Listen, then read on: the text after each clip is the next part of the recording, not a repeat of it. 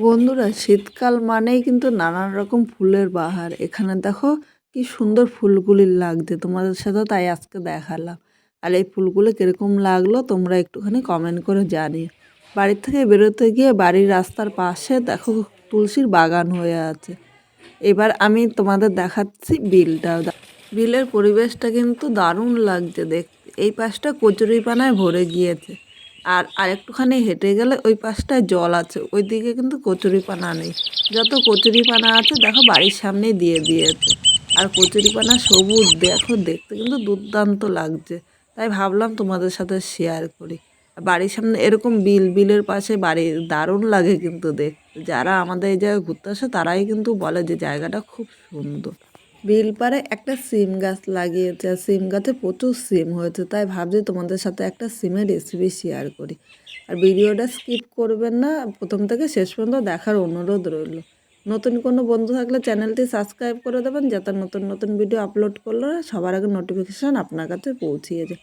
বন্ধুরা এখান থেকে আমি সিমগুলো পেরে নিচ্ছি। আর আজকে আমি একা ক্যামেরা ধরেছি, তাই আমি সিম পাড়াটা তোমাদের সাথে শেয়ার করতে পারলাম না। সিমটা নিয়ে চলো আমি রান্নাঘরে যাচ্ছি। সিম নিয়ে রান্নাঘরে চলে এসেছি। আর সিমটা দেখো এইভাবে ভালো করে দেখে নেবে। এর মধ্যে যদি পোকা থাকে তাহলে পোকাটা কিন্তু পরিষ্কার দেখা যাবে, আর তখন ফেলে দেওয়া যাবে।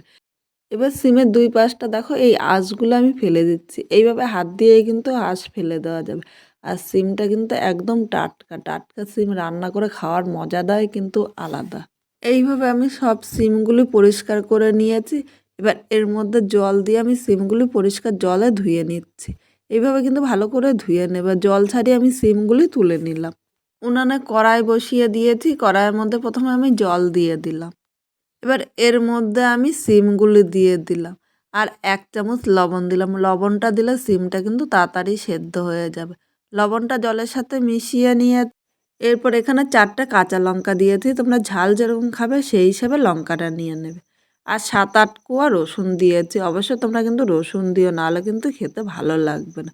আর এই সিম ভর্তা দিয়ে গরম ভাত জাস্ট অসাধারণ লাগে খেতে। সব কিছু আমি দিয়ে ভালো করে মিশিয়ে নিয়েছি। এবার আমি ঢাকা দিয়ে 5 মিনিট সেদ্ধ করে নেব। অবশ্যই কিন্তু সিমটা ভালো করে সেদ্ধ করে নেবে। 5 মিনিট পর আমি ঢাকনাটা খুলে নিয়েছি। এখানে দেখো সিমটা কিন্তু একদম সেদ্ধ হয়ে গিয়েছে। এবার জল ছাড়িয়ে সিমগুলো আমি তুলে নিচ্ছি। সিমগুলো তুলে আমি 5 মিনিট ঠান্ডা করে নিয়েছি। এবার একটা মিক্সচারের বাটি নিয়েছি, এর মধ্যে দেখো সিম নিয়ে নিলাম ও সেদ্ধ করা রসুন ও লঙ্কাটা নিয়ে নিলাম।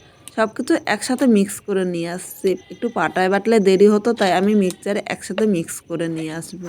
বন্ধুরা দেখো মিক্সচারে একদম মিক্স করে নিয়ে এসেছি। আর এইভাবেই কিন্তু তোমরা মিহি করে মিক্স করবা।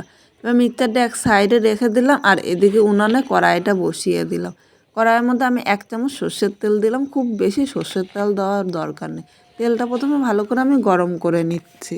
তেলটা গরম হয়ে গিয়েছে। এবার এর মধ্যে প্রথমে আমি 2টো শুকনো লঙ্কা দিয়ে দিলাম, আর 1 চামচ কালো জিরা সম্বাদ দিয়েছি। অবশ্যই তোমরা কিন্তু কালো জিরা দিয়ে, এটা যখন খাওয়ার সময় মুখে পড়ো তখন কিন্তু খুব ভালো লাগবে। এবার আমি 2 সেকেন্ড ভেজে নিচ্ছি। 2 সেকেন্ড ভেজে নিয়েছি। এবার যে আমি বাটাটা করে রেখেছিলাম মিক্সচারে, সেই বাটাটা আমি তেলের উপরে দিয়ে দিলাম। মিক্সচারের বাটিতে অনেকটাই বাটা লেগে আছে, তাই আমি সামান্য জল দিয়ে বাটিটা ধুয়ে সেই একটু জল দিয়ে দিলাম কড়াইয়ের মধ্যে। এবার নেড়ে চেড়ে সব কিছু একসাথে মিক্স করে নিচ্ছি। আর এইভাবেই আমি 2 মিনিট রান্না করে নিচ্ছি। এই সময় উনানে আগুনটা মিডিয়াম দেবো, খুব বেশি বা খুব কম দেবো না। মিডিয়াম আগুনে আমি এটা রান্না করে নিচ্ছি 2 মিনিট। 2 মিনিট রান্না করে নিয়েছি। এবার এর মধ্যে আমি 1 চামচ হলুদ দিলাম, আর স্বাদ অনুযায়ী লবণ দিলাম। অবশ্যই লবণটা কিন্তু স্বাদ অনুযায়ী দিও, বেশি দিলে খেতে ভালো লাগবে না। এখানে আমি আলাদা করে আর লঙ্কার গুঁড়ো দিইনি। তোমরা যদি একটু ঝাল মনে হয় তাহলে লঙ্কার গুঁড়ো দিয়ে দিতে পারো, কারণ আমি অনেকটাই লঙ্কা দিয়েছিলাম। আর এই লঙ্কার মধ্যে কিন্তু খুব ঝাল, তাই আমি আলাদা করে আর লঙ্কা দিলাম না। একবার কাঁচা লঙ্কা দিয়ে রান্না করে খেয়ে দেখতে পারো, খেতে কিন্তু খুব ভালো হয়। এবার সব কিছু নেড়ে চেড়ে আমি মিশিয়ে নিচ্ছি। মিডিয়াম আগুনে আমি আরও 5 মিনিট রান্না করে নিচ্ছি। আর আমি যেইভাবে এই ভর্তাটা করলাম তোমরা যদি সেইভাবে করো, অবশ্যই খেয়ে কীরকম লাগলো কমেন্টের মাধ্যমে জানাতে ভুলো না। নতুন কোনো বন্ধু থাকলে চ্যানেলটি সাবস্ক্রাইব করে দিও, যাতে নতুন নতুন ভিডিও আপলোড করলে সবার আগে নোটিফিকেশান আপনার কাছে পৌঁছিয়ে যায়। আমি আবার 5 মিনিট পর তোমাদের দেখাচ্ছি। মিডিয়াম আগুনে দেখো 5 মিনিট জাল দিয়ে নিয়েছি। আর আমার এই ভর্তাটা কিন্তু একদম হয়ে গিয়েছে, কড়াই থেকে ছেড়ে দিচ্ছে। এবার একটা পাত্রের মধ্যে আমি নামিয়ে নিচ্ছি। এইভাবে করে তোমরা গরম ভাতের সাথে পরিবেশন করো, খেতে কিন্তু দুর্দান্ত হয়। যে একবার খাবে সেও কিন্তু বলবে বারবার এইভাবে করে দেওয়ার জন্য।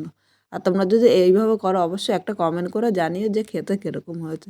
তোমাদের এই একটা কমেন্টের জন্য কিন্তু আমরা অনেক উৎসাহ পাই আরও নতুন নতুন রান্না করার জন্য।